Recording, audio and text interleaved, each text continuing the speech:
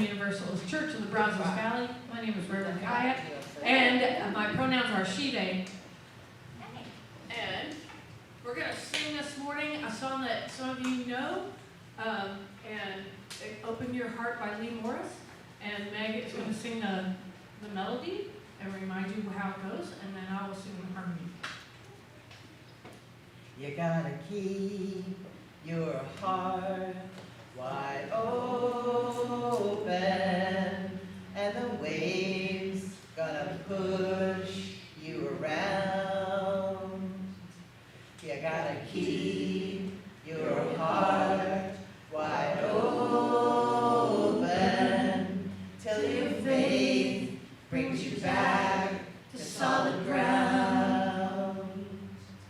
You gotta keep your heart wide open. The waves gonna push you around.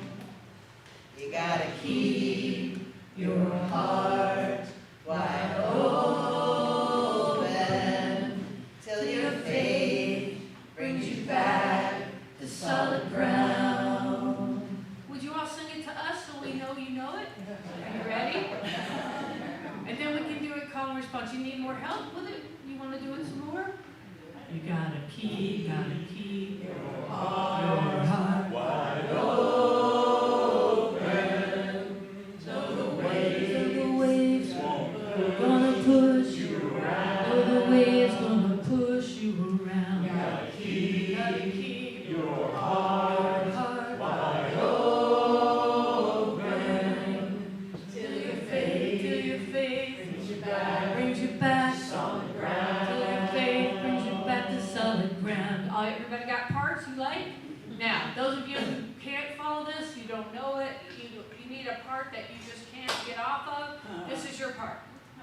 Keep your heart open. Keep your heart open. Keep your heart open. Keep your heart open. Keep your heart open. Wide open. Though the waves gonna push you around. Keep your heart, gotta keep your heart wide open till your faith brings you back to solid ground. Till your faith brings you back to solid ground. You gotta Keep your heart wide open, though the waves gonna push you around. Keep your heart, you gotta keep your heart wide open till your faith brings you back to solid ground. Till your faith brings you back to solid ground. Right. Awesome job, y'all. That is great.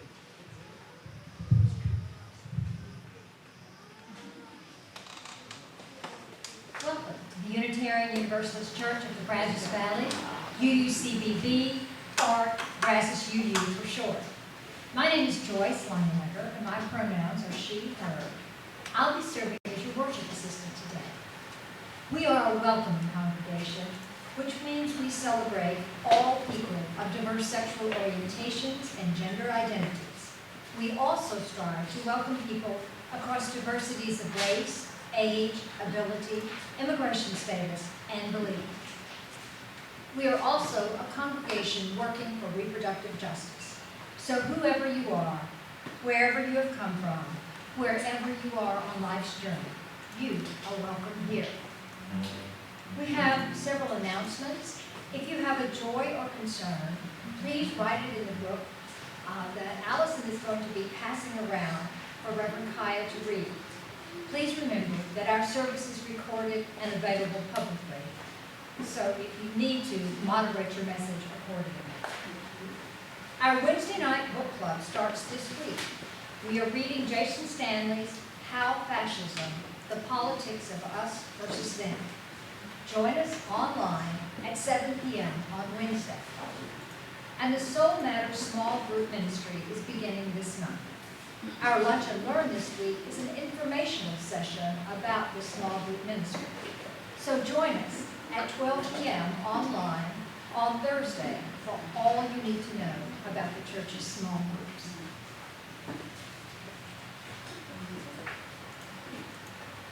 I think Cora's going to help me. All right, let's go. Gonna do it? Right on. Good job. Here you go.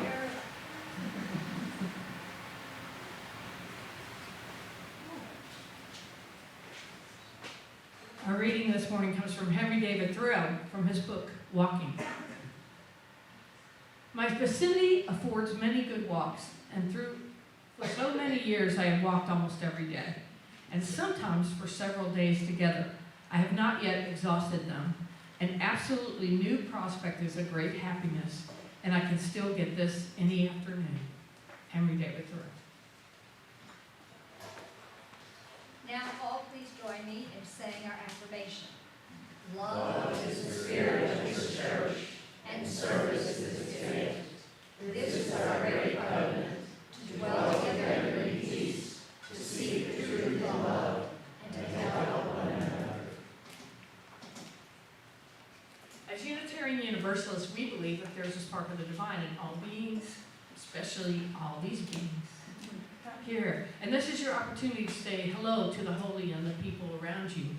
Be mindful of saying hello to the people you don't know yet, and especially if you don't know their names. If you don't have a name tag on, that is a kindness that you can do to other people, and the name tags are in the back. I will let you know when we're done.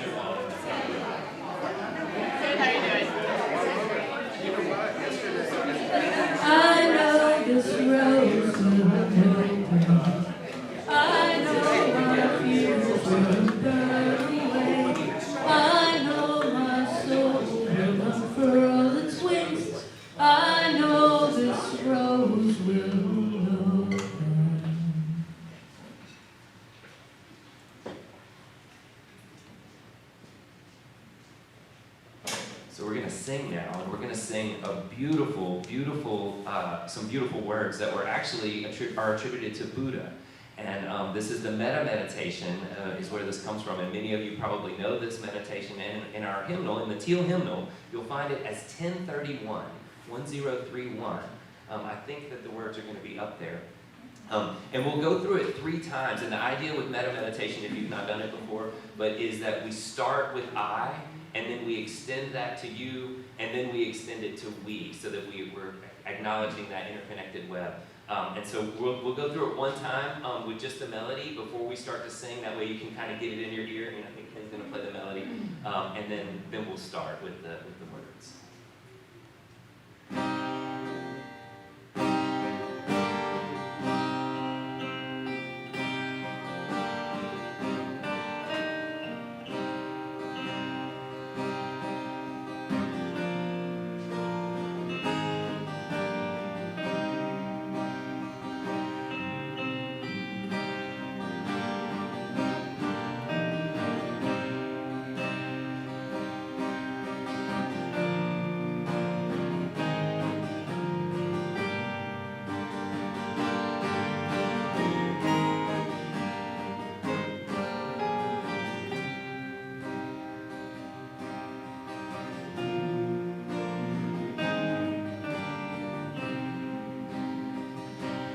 May I be filled with loving kindness.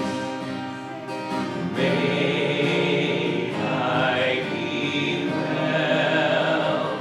May I be filled with loving kindness. May I be well. May I be peaceful and at ease. May I be whole. And now may you be filled with loving kindness. May you be well. May you be filled with loving kindness. May you be well. May you be peaceful and at ease. May you be whole. Now may we be filled with loving kindness. May we be well. May we be filled with loving kindness. May we be well. May we be peaceful and at ease. May we be whole.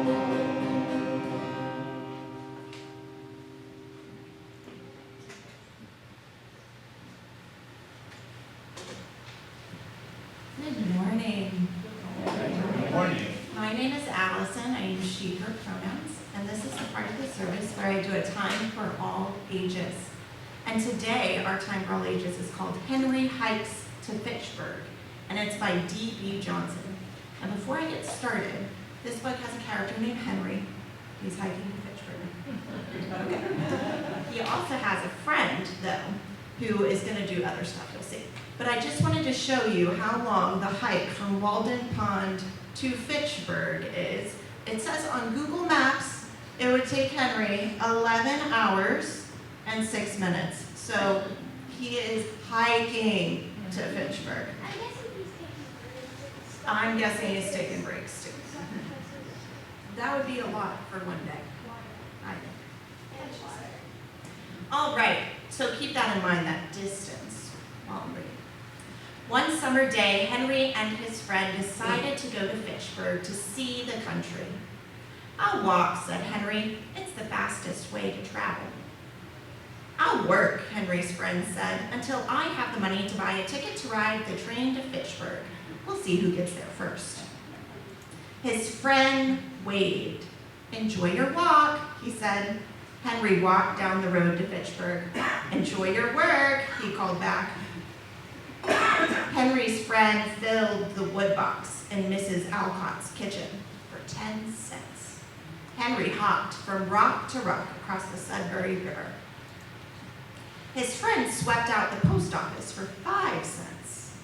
Henry carved a walking stick, 25 miles to Fitchburg. Henry's friend pulled all the weeds in Mr. Hawthorne's garden for 15 cents. Henry put ferns and flowers in a book and pressed them. His friend painted the fence in front of the courthouse for 10 cents. And Henry walked on stone walls. Henry's friend moved the bookcases in Mr. Emerson's study, our job, for 15 cents. And Henry climbed a tree 18 miles to Fitchburg. His friend carried water to the cows grazing on the grass in town for 5 cents. Henry made a raft and paddled up the Nashua River. Henry's friend cleaned out Mrs. Thoreau's chicken house for 10 cents. Henry crossed a swamp and found a bird's nest in the grass 12 miles to Fitchburg. His friend carried flour from the mill to the village baker for 20 cents. Henry found a honey tree. Henry's friend ran to the train station to buy his ticket to Fitchburg for 90 cents. Henry jumped into a pond, 7 miles to Fitchburg. His friend sat on the train in a tangle of people. Henry ate his way through the blackberry patch. Henry's friend got off the train at Fitchburg Station just as the sun was setting. Henry took a shortcut, 1 mile to Fitchburg. His friend was sitting in the moonlight when Henry arrived. The train was faster, he said. Henry took a small pail from his pack. I know, he smiled, but I stopped for blackberries. Let us remember this week that although we may have the same destination, it's the journey that makes all of the difference. And now, will all of the younger UUs who want to join me in religious education meet me at the back? And will the rest of you please send us off with this little light of mine? This little light of mine, I'm gonna let it shine. This little light of mine, I'm gonna let it shine. This little light of mine, I'm gonna let it shine. Let it shine, let it shine, let it shine. And somewhere there is a book of joys and concerns. Ah. Thank you.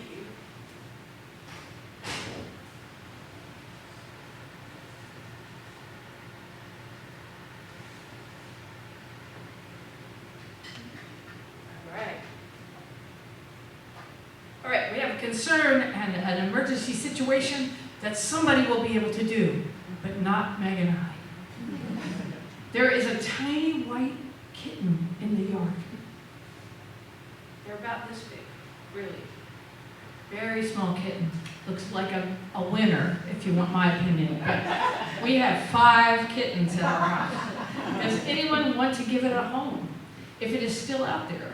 According to Shayla, it does not belong to any humans. So if you need a cat, that cat is waiting for you out there. All right. Nicole has a concern. Her partner Mike is having an ablation surgery this Wednesday, so we want to hold him in our hearts. Joy, Carolyn Clark, and Mary Ellen Hart. How do you say Pate? Pate. I'm so sorry. Okay. Has a great night of singing with the Brazos Valley Chorale last night. Awesome, awesome. Oh, Joy. Thank you. I'm too shy to read that one. Okay. Let's hold all the concerns and all the joys in our hearts, even the unspoken ones. And now I want to teach you another meta-meditation. Again, it's in the same format, and we've done it before, so just repeat after me, okay? May you be free from danger. May you be free from danger. May you be mentally happy. May you be mentally happy. May you be physically happy. May you be physically happy. May you have ease of well-being. May you have ease of well-being. Okay, this time let's say it for ourselves, may I. And you might say this for 6 months until you get so bored with it and you're just so full of coolness that you're ready to say it for somebody else. Okay, so let's just say it for ourselves today. May I be free from danger. May I be free from danger. May I be mentally happy. May I be mentally happy. May I be physically happy. May I be physically happy. May I have ease of well-being. May I have ease of well-being. And after that coolness descends on you and you're just so peaceful and blissed out that everyone can stand to be around you, then I want you to say it for somebody that you love. So get somebody in mind. May you be free from danger.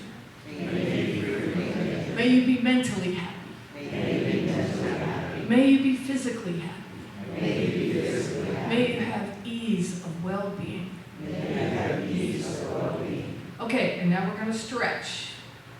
We're going to stretch and say it for people to whom we have a resentment, or people in Washington, or, you know, you get the idea. It's a little harder. It's more of a stretch, a spiritual stretch.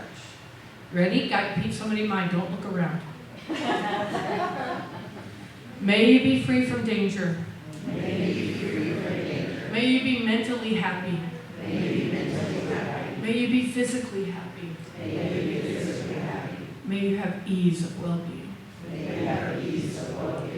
May it be so.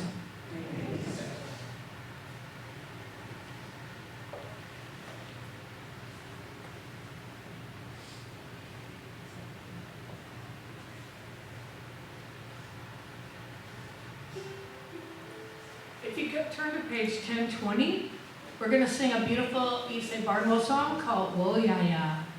Do you all know this song? So, it's written, it's really complicated to read it, but just go with it, okay? Don't get too tied up to the way it's written, because sometimes there's not enough space between the lines.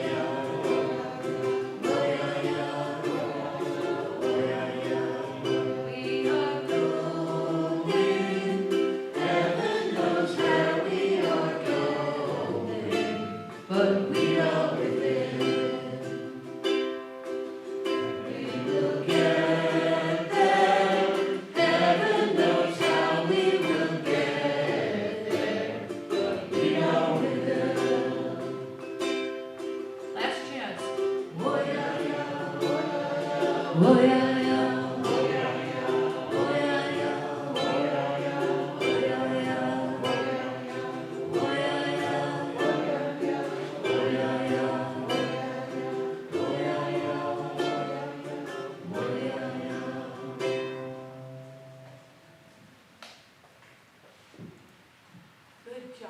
Way to follow.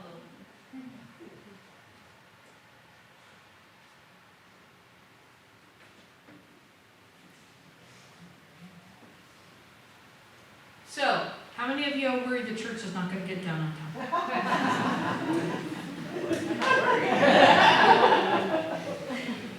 I want to remind everybody that when you're on the street and you're looking from Terminex, you cannot see how finished it is. The one room that isn't, because they're working on the sound and they're putting wires in, is the one room you can see from Terminex. So don't look from Terminex and go, oh my God, the church is not done. Okay? Because it's almost done. Are we going to be able to move in September? No. Are we going to move in October? Yes. Are we going to have our party on the 14th? Absolutely. The people who run the construction company swore to my face in front of people that we were going to do it. So y'all don't worry. We're going to make sure we're ready, and that Sacred Space team is kicking butt. I can say that, I think. Okay, they really are, and they're doing a great job, and it's really hard, and they've worked on it for years. And you all just need to be patient and not worry too much, and if you're real worried, just send me an email, and I'll talk you through it. But yes, we're all stressed out, but we're as ready as we can be. We're getting there. I'm telling you the truth. I only can tell you what they tell me, and they have not changed the date, and everybody's working hard. So everybody take a deep breath. We're gonna have a great party. We've got the catering, we've got the bagpiper, we've got a mini donkey. We are rocking it. It's gonna be awesome. Really good ministers are gonna preach to you. It's gonna be fabulous. People are coming from all over the country to help us open up. And we're gonna eat tacos and we're gonna have fun, okay? Okay. Now back to our regularly scheduled.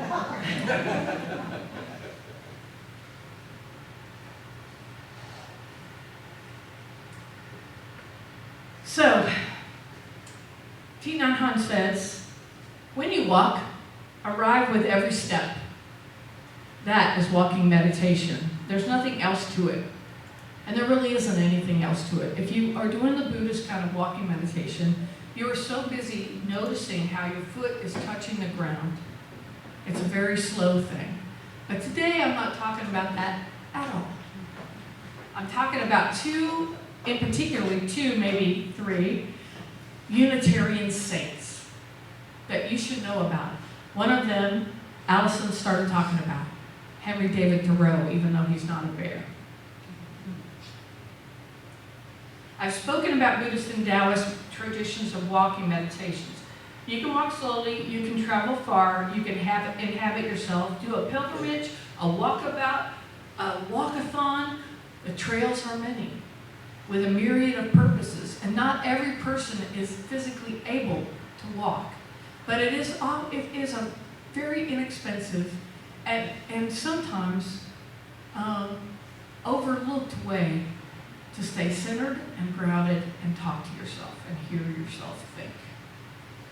As well as just inhabit your body, which is a very difficult thing to do in the modern world. How many people feel like they live in their head all the time, they can't go to sleep, it's like your brain's going like this all the time. Walking is an excellent cure for that.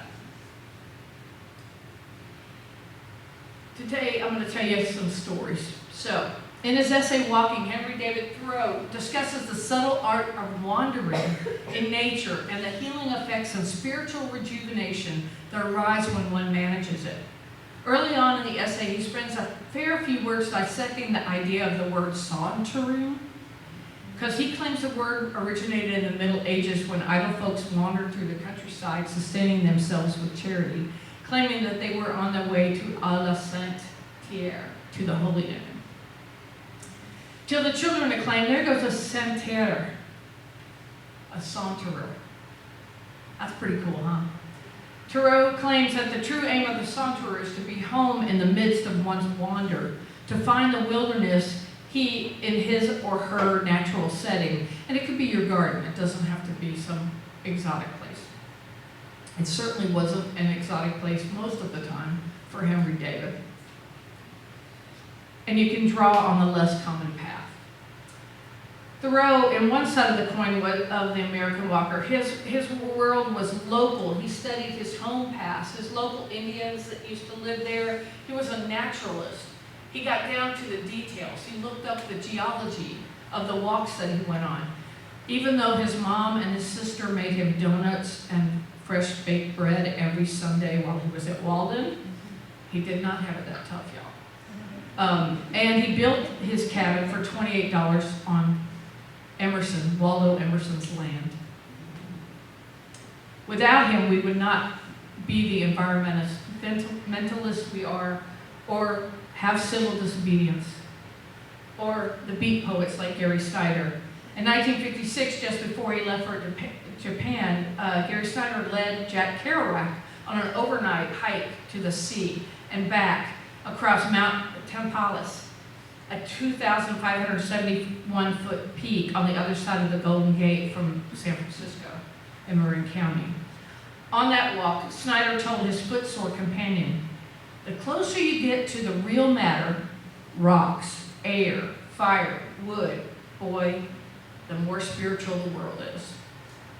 Now, Rebecca Solnit wrote this great book called Wanderlust. I highly recommend this book if you're looking for a good read. She's a great writer and kind of underappreciated. But she wrote in her book Wanderlust, which is all about walking in all different ways. She said, walking, ideally, is a state in which the mind, the body, and the world are aligned, as though they were three characters finally in conversation together, three notes suddenly making a chord. Walking allows us to be in our bodies and in the world without being made busy by them. It leaves us free to think without being wholly lost in our thoughts. This transcendental thread leads directly back to Thoreau. One morning in early October 1849, Henry David Thoreau peered through the rain-streaked window of a stagecoach as it rolled along a sandy, rutted road on the north shore of Cape Cod. How many people have been to Cape Cod?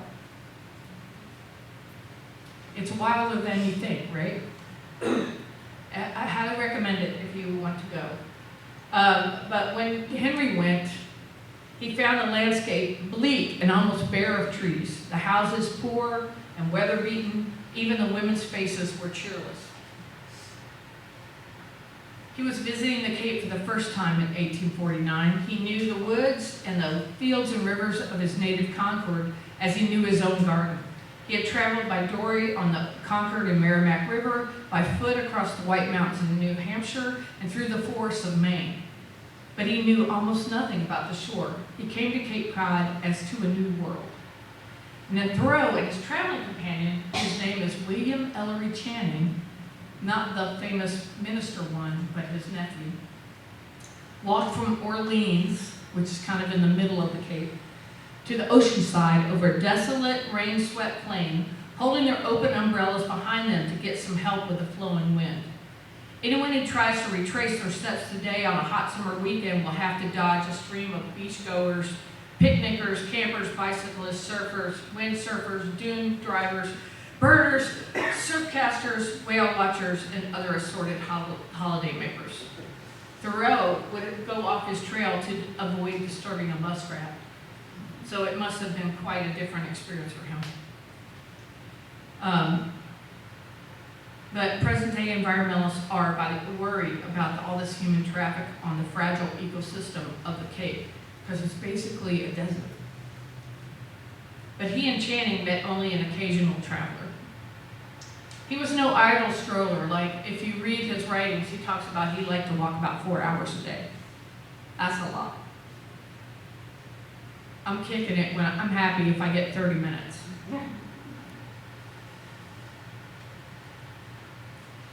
He's looking at everything, the composition of the soil and the rock. He's thinking about all the people who had walked there before him. From the coast of Cape Cod, you could have seen the Mayflower coming, because it landed on the Cape at first, but an Indian shot an arrow at them, and so they went across to Plymouth. Eastham is where the Pilgrims originally landed. They were off trail by a couple of hours. You know, they were supposed to be in New York. Around Concord, he went to some lengths to put off neighbors who wanted to accompany him, usually preferring to walk alone. On longer trips, he chose someone who shared his close interest in nature, and that was William Ellery Channing, the nephew and namesake of Boston's great Unitarian minister. The 1849 trail that Thoreau walked is probably 400 feet offshore now in the water.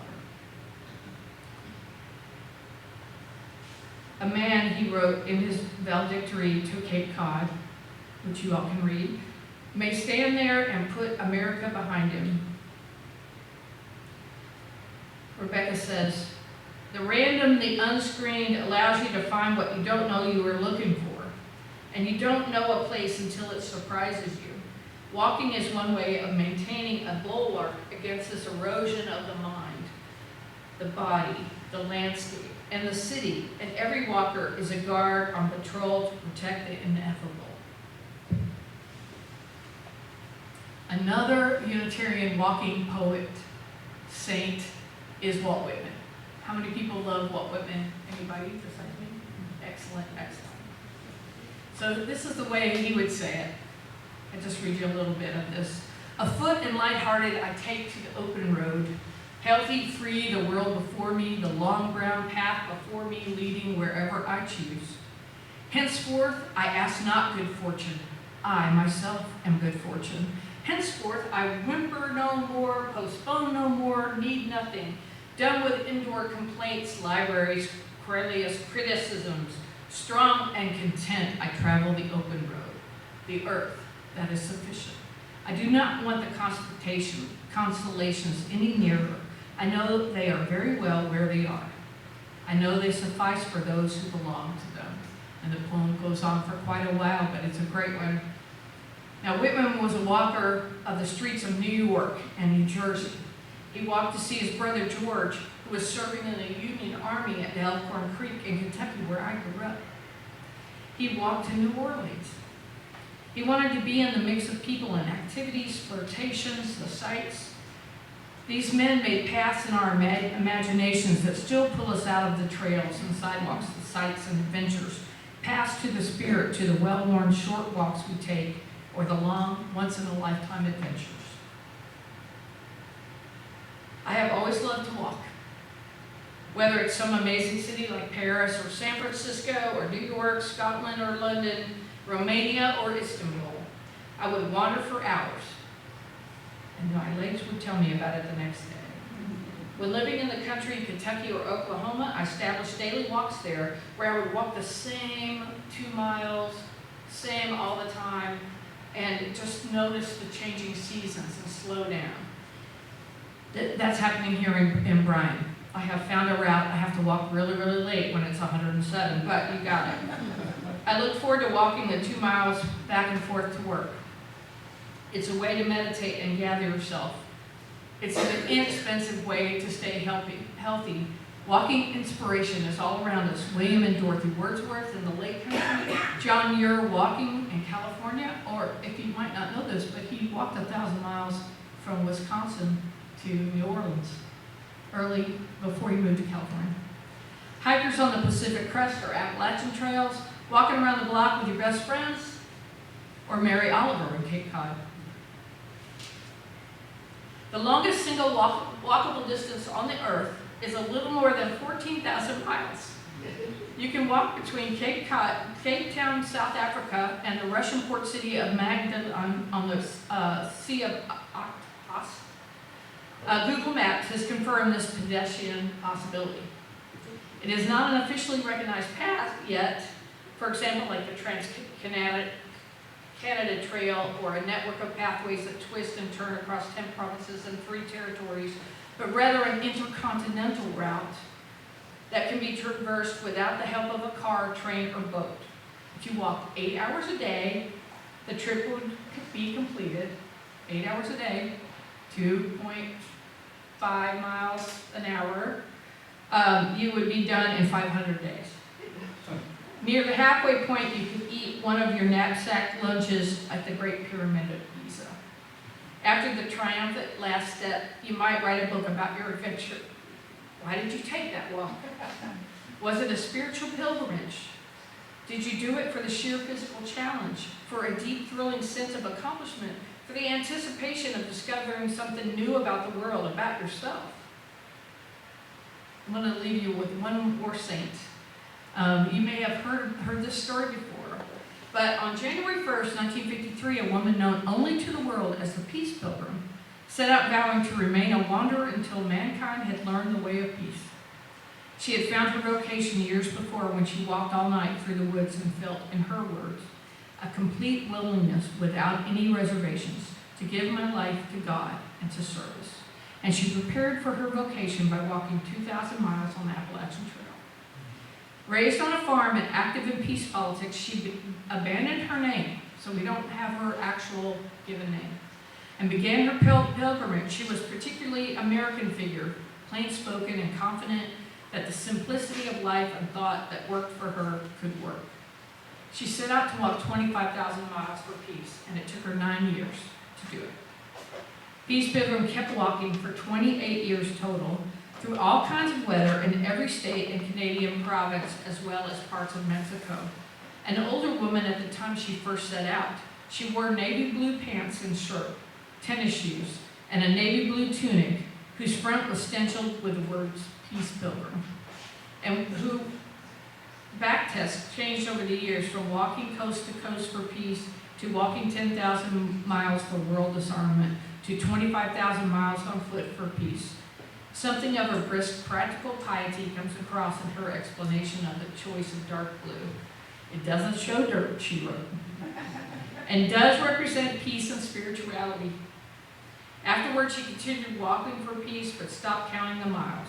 As she put it, I walked until given shelter, fasted until given food. I don't ask, it's given without asking. Aren't people good? She said, I usually average 25 miles a day walking, depending on how many people stop to talk to me along the way. I've gone up to 50 miles in one day to keep an appointment because there was no shelter available. On very cold nights, I walked to keep warm all night. Like the birds, I migrate north in the summer and south in the winter. Later, she became a widely recognized public speaker, and she died, unfortunately, in a head-on car crash in 1981. So whoever you want to be, why you walk, how far, whether and how fast or slow you go, walking is a gift that you may embrace if your body can support it. Take a step.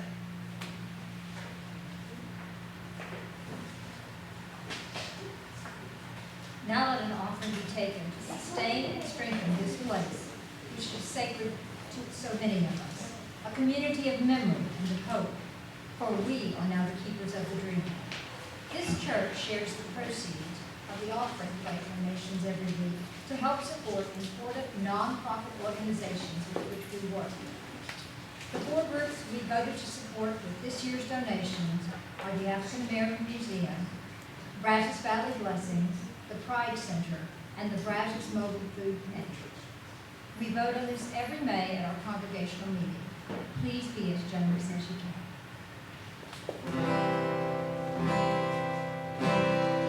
Voice of good, comfort me, give me strength, bring me peace, help me know how to know, let me see good in me. Voice of good, comfort me, give me strength, bring me peace, help me know how to go, let me see good in me. Voice of love, comfort me, give me strength, bring me peace, help me know how to flow, let me see love in me. Voice of joy, comfort me, give me strength, bring me peace, help me know how to flow, let me see joy in me. Voice of good, comfort me, Give me strength, bring me peace, help me know how to flow, let me see good in me.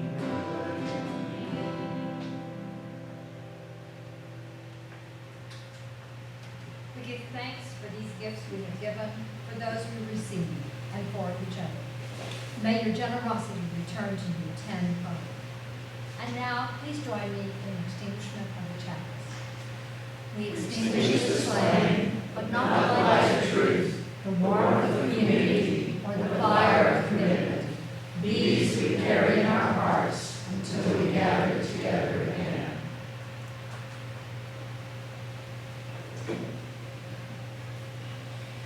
Loosen, loosen, baby, you don't have to carry the weight of the world on your muscles and bones. Let go, let go, let go. I'm singing the wrong melody. You all sing it to me. Loosen, loosen, baby, you don't have to carry the weight of the world in your muscles and bones. Let go, let go. Loosen, loosen, baby, you don't have to carry the weight of the world in your muscles and bones. Let go, let go, let go. Y'all try. Loosen, loosen, baby, you don't have to carry the weight of the world in your muscles and bones. Let go, let go, let go. Go in peace.